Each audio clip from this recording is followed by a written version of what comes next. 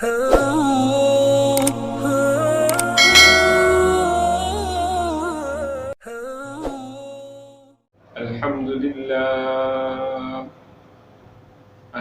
لله رب العالمين، والصلاة والسلام على سيد الرسل وخاتم الأنبياء والمرسلين. أما بعد، فأعوذ بالله السميع العليم من الشيطان الرجيم. بسم الله الرحمن الرحيم. ولا تخف ما ليس لك به علم، إن السمع والبصر والفؤاد كل أولئك كان عنه مسؤولا. وقال النبي صلى الله عليه وسلم: لا تقوم الساعة حتى يتقارب الزمان، وتكون السنة كالشهر، والشهر كالجمعة، وتكون الجمعة كاليوم، ويكون اليوم كالساعة، وتكون الساعة كالظلمة بالنار. صدق الله العظيم وصدق رسوله النبي الكريم، ونحن على ذلك لمن الشاهدين والشاكرين، والحمد لله رب العالمين. اللهم صل على سيدنا ومولانا محمد وبارك وسلم وصل عليه. اللهم صل على سيدنا ومولانا محمد وبارك وسلم وصل عليه. اللہ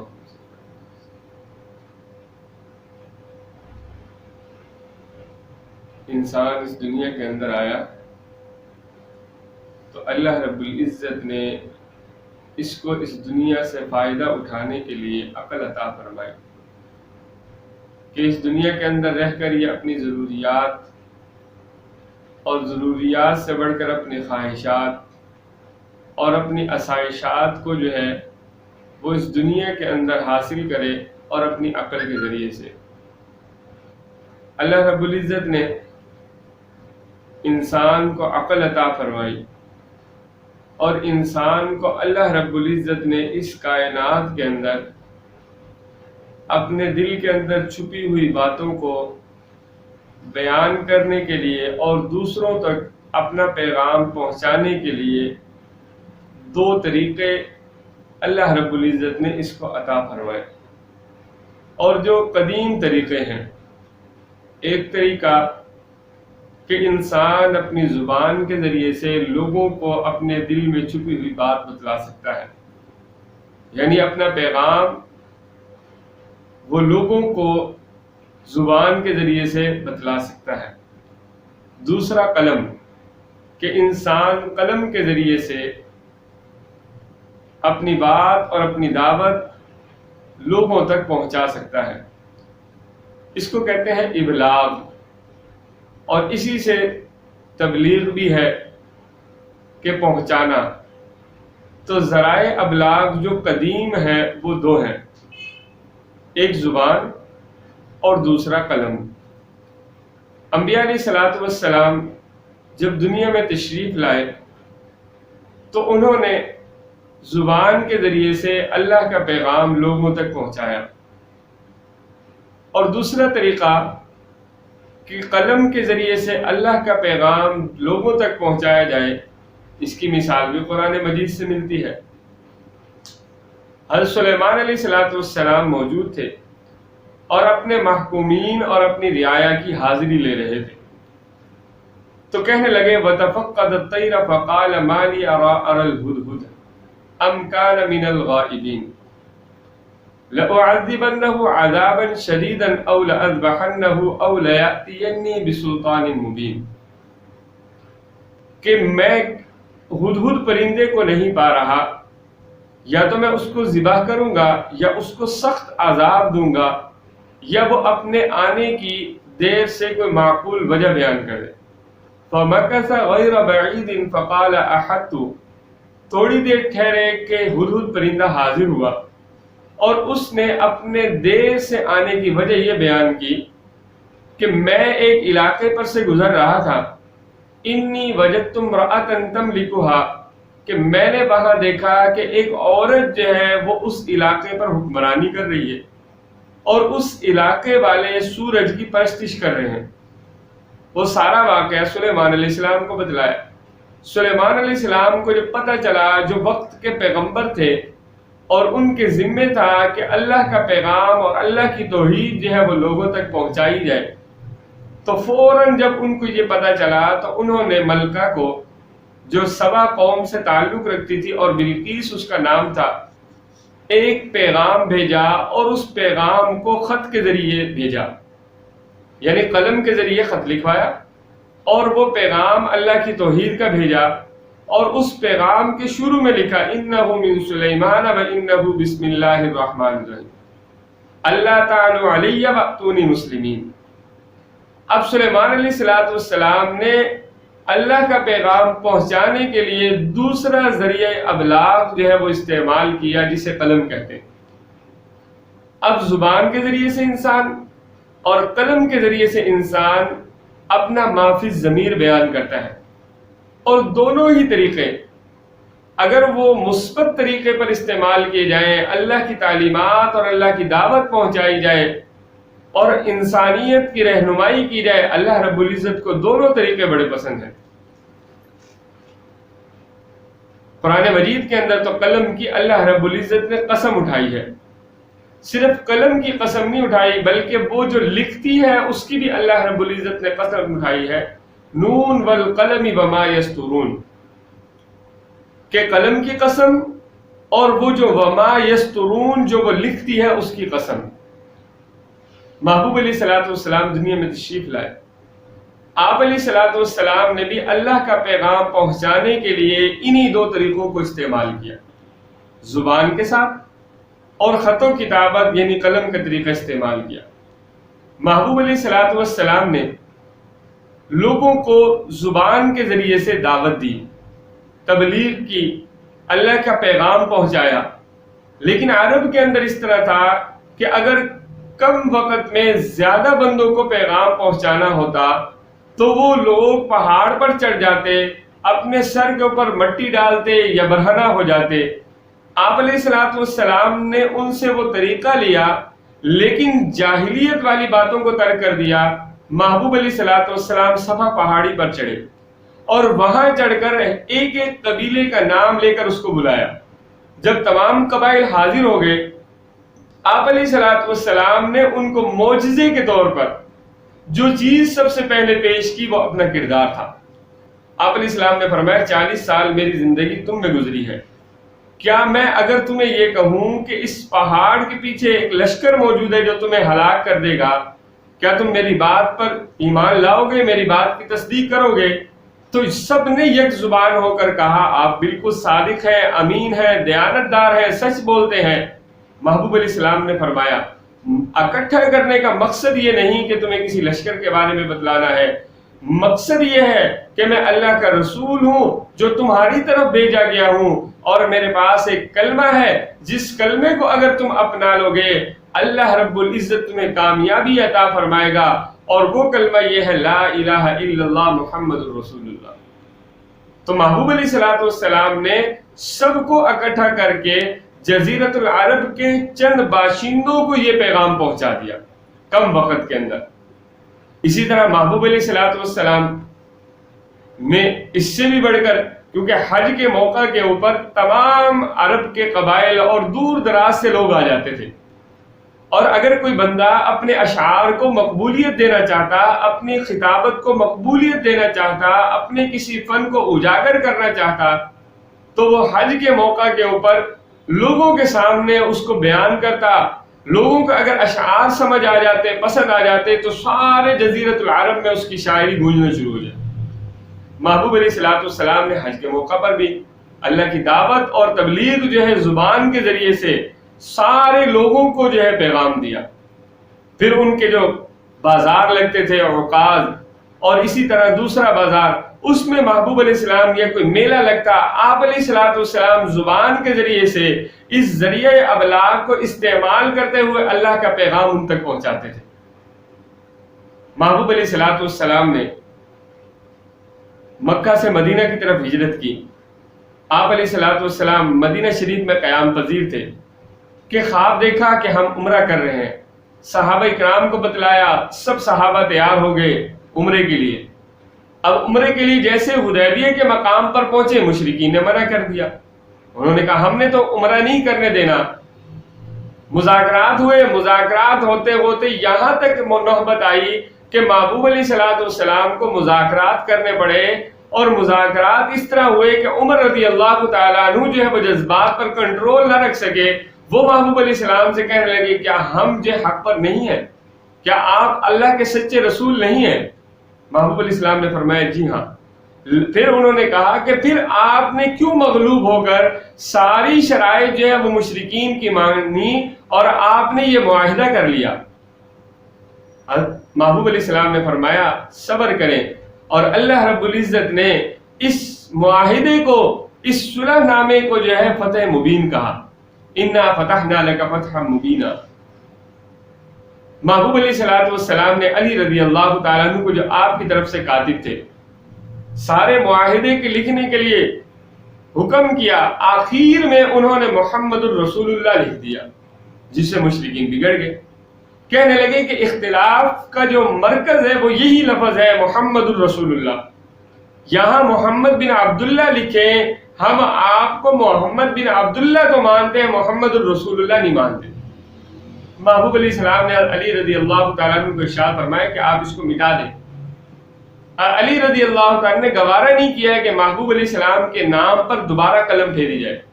خود محبوب علیہ الصلوۃ والسلام کو علی رضی نے بتلایا کہ یہ نام آپ کا ہے، یہاں لکھا ہوا ہے.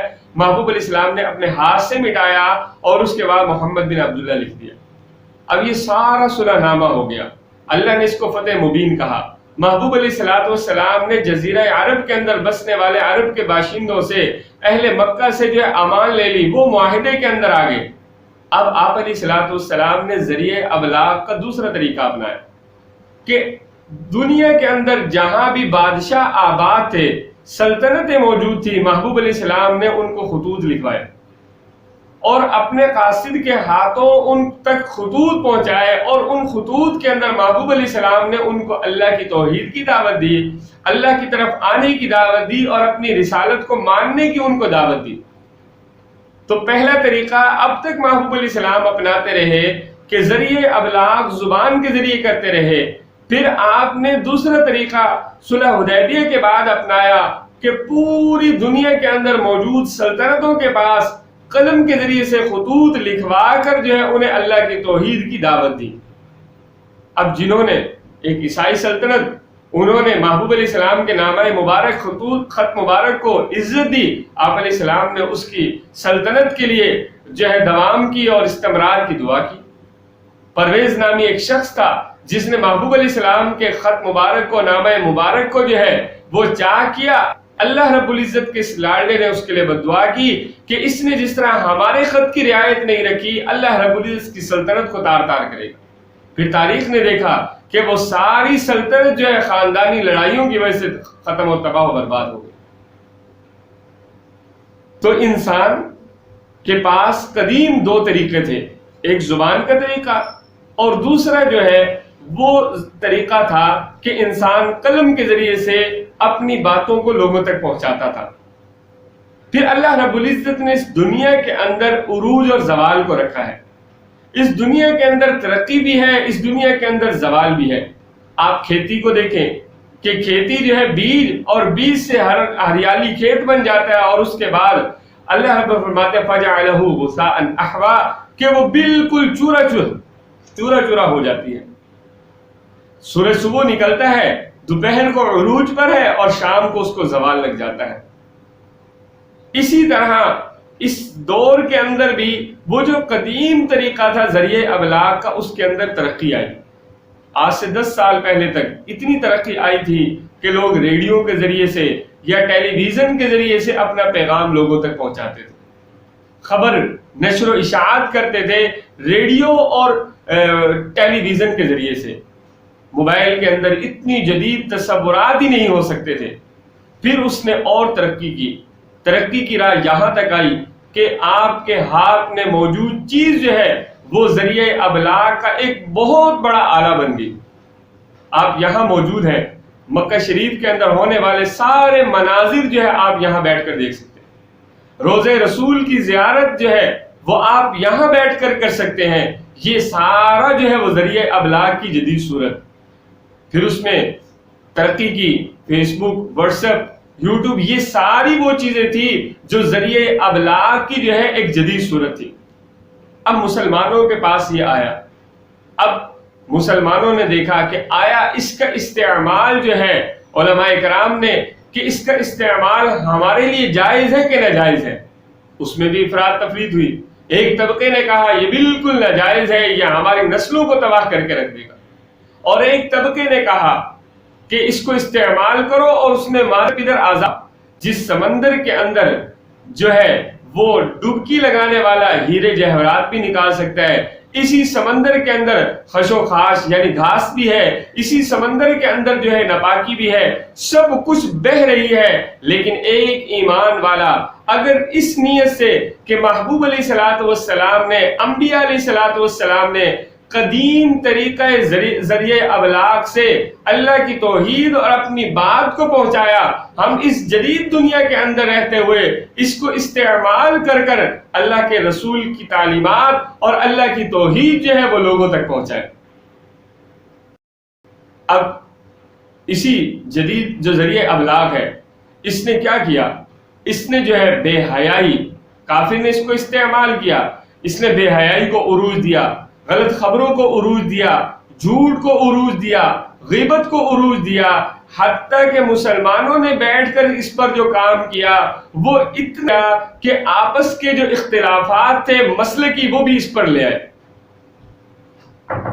وہ مسلکی اختلافات بھی اس پر لے آئے، اور انہوں نے کیا کیا کہ انہوں نے مسلمان لڑکیوں کے سروں سے دوپٹے کو اڑا دیا۔ محبوب علیہ الصلوۃ والسلام کی سیرت کا مطالعہ کریں، آپ علیہ الصلوۃ والسلام ایک مرتبہ تشریف فرما تھے اور ایک جنگ کے قیدی لائے گئے۔ محبوب علیہ الصلوۃ والسلام نے اس میں دیکھا کہ ایک عورت ہے، کافر کی بیٹی ہے، حاتم طائی اس کے باپ کا نام ہے۔ آپ علیہ الصلوۃ والسلام نے اپنی کملی مبارک اس کے سر کے اوپر ڈال دی، اور یہ کوئی معمولی کملی نہیں تھی، یہ وہ کملی تھی جو تھی تو کپڑے کی، لیکن اللہ رب العزت نے قرآن مجید کے اندر اس کی قسم اٹھائی، یا ایھا المزمل یا ایھا المدثر، کائنات میں آنے والا آخری انسان بھی جب بھی قرآن مجید کی تلاوت سے محظوظ ہوگا اور یہ آیات پڑھے گا تو بالکل اولاً اس کے ذہن میں محبوب علیہ السلام کی اس کملی کا تصور جائے گا۔ اب یہ پاکیزہ کملی، یہ اوڑھنے والا پاکیزہ، لیکن محبوب علیہ السلام نے ایک کافرہ عورت کے سر پر رکھ کر بتلا دیا کہ بچی خواہ کافر کی ہو یا مسلمان کی ہو، وہ بچی ہے اور حیادار ہے، اس کے سر پر دوپٹہ ہونا چاہیے۔ کافر نے ہماری بچیوں سے دوپٹے چھین لیے اور برسر بازار ان کو نچوایا، اور ہم جو ہے اس ذریعے ابلاغ سے اتنا بھی نہ کر سکے کہ اللہ کی دعوت، اللہ کی توحید اور رسول اللہ صلی اللہ علیہ وسلم کی تعلیمات اور سنت جو ہے وہ اس کائنات اور اس عالم میں بسنے والے باسیوں کو بتلاتے، وہ اپنی یعنی تعلیمات کے اندر اتنا آگے چلے گئے اور ہم جو ہے پیچھے رہ گئے۔ وجہ کیا؟ وجہ یہ کہ ہم لوگوں کو بتلا ہی نہیں سکے کہ محبوب علیہ الصلوۃ والسلام نے بھی اپنی دعوت جو ہے وہ اسی ذریعے ابلاغ کو استعمال کر کر دنیا تک پہنچائی تھی۔ اب اس موبائل کے ذریعے سے جو موجود اس میں ہے، اب اس سے جھوٹی خبریں لوگوں کو پتہ چلتی ہیں، غیبت پتہ چلتی ہے، بے حیائی کو عروج ملا، لیکن ایک مسلمان جب اس کو استعمال کرے تو اس کا مطمع نظر یہ ہو کہ میں اللہ کی دعوت پہنچاؤں گا، اللہ کی توحید پہنچاؤں گا۔ توحید ایک ایسی دعوت ہے کہ جس کے لیے اللہ رب العزت نے آخری نبی اور اول نبی سب کو اس بات کا اولاً حکم دیا کہ تم نے جا کر میری توحید کا ڈنکا بجانا ہے. اور آپ علیہ الصلوۃ والسلام اللہ کی توحید اور اپنی رسالت کو منوانے کے اندر اتنے سنجیدہ اور اتنے پرعزم تھے کہ ابو طالب کے پاس تمام قبائل کے لوگ جمع ہو کر آ گئے اور کہا کہ آپ ہمارے سردار ہیں، ہم آپ کی بات مانتے ہیں، لیکن اب حد ہو چکی ہے، اب ہم آخری موقع دے رہے ہیں آپ کے بھتیجے کو، اگر اس کے بعد اس نے ہمارے معبودوں کو برا بھلا کہا پھر ہم جو ہے خود میدان میں آئیں گے. ابو طالب ان کے اس پریشر کو دیکھ کر تھوڑے سے جو ہے وہ ٹھنڈے ہوئے اور محبوب علیہ السلام کو بلایا اور آپ کو کہا بھتیجے میں آپ کی پرورش کر چکا ہوں، آپ کو اتنا بڑا کر دیا ہے، آپ کے ساتھ کھڑا ہوں، لیکن اتنا بڑا جم غفیر جو ہے قبائل کے سرداروں کا آیا، میں ان کے سامنے مقابلہ نہیں کر سکتا. آپ ذرا اپنی دعوت کا انداز بدل لیں، اپنی توحید کے جو دعوت دیتے ہیں اس کا انداز بدل لیں. محبوب علیہ الصلوۃ والسلام نے اس وقت جو کلمات کہے وہ ہر مسلمان کے لیے جو محبوب علیہ السلام کا کلمہ پڑھتا ہے سننے کے قابل ہے اور اس پر عمل کرنے کی ضرورت ہے کہ ہم اس جدید ذریعے ابلاغ سے اللہ کی توحید کیسے انسانیت تک پہنچا سکتے ہیں. محبوب علیہ السلام نے فرمایا اگر میرے ایک ہاتھ پر چاند رکھ دیا جائے اور دوسرے ہاتھ پر سورج رکھ دیا جائے تو یہ چاند سورج کا قرب جو ہے اگرچہ مجھے جلا کر بھسم کر دے گا لیکن پھر بھی اللہ کی توحید اور اپنی رسالت جو ہے تمام انسانیت سے منوا کر رہوں گا. تو ہمارے مطمع نظر جو ہے اس جدید دنیا کے اندر جدید آلات کے استعمال کرنے سے یہی ہو کہ ہم اللہ کی توحید اور اپنے نبی کی تعلیمات جو ہے کائنات میں بسنے والے ہر باسی کو پہنچا کر رہیں گے. اللہ رب العزت ان باتوں پر عمل کرنے کی توفیق عطا فرمائے اور ان جدید طریقوں کو جو ہے وہ اچھے طریقے سے اور مثبت طریقے سے استعمال کرنے کی توفیق عطا فرمائے. وآخر دعوانا الحمدللہ رب العالمین.